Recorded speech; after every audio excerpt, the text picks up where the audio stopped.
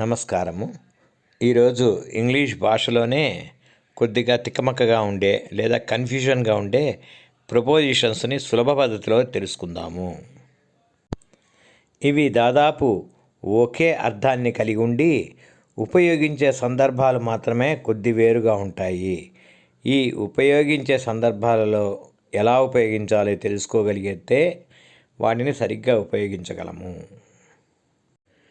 ఇప్పుడు in, at అనే ప్రిపోజిషన్స్ని ఎలా ఉపయోగించాలో తెలుసుకుందాము. రెండూ కూడా లో అనే అర్థాన్నే ఇస్తాయి. The preposition in is used with regard to countries, big towns or big cities. In అనే ఈ ప్రపోజిషన్ని ఖండాల పేర్ల ముందర, పెద్ద పట్టణాలు, పెద్ద నగరాల ముందర ఇన్ను ఉపయోగిస్తాము. ఉదాహరణను చూడండి. He lives in Germany.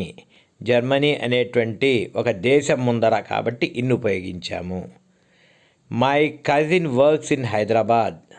Hyderabad అనేది ఒక పెద్ద నగరము కాబట్టి దాని ముందర ఇన్ ఉపయోగిస్తాము. అంటే టోటల్గా పెద్ద నగరాలకి, పట్టణాలకి ముందర ఇన్నును ఉపయోగిస్తాము.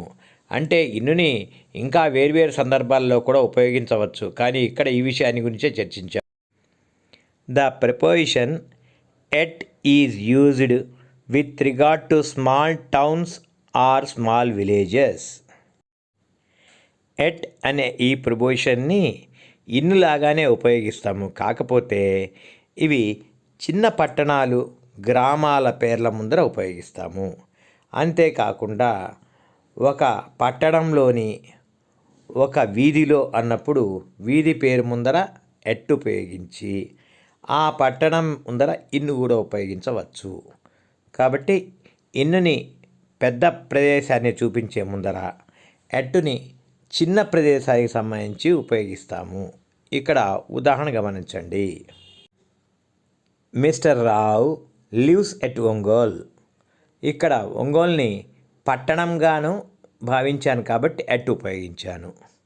అలానే రెండవ ఉదాహరణ చూడండి. They live at 10B Gandhinagar in Hyderabad. Hyderabad అనే పెద్ద నగరము ముందర ఇన్ను ఉపయోగించి దాంట్లో ఒక భాగంగా ఉన్న గాంధీనగర్ ముందర ఎట్ ఉపయోగించాను.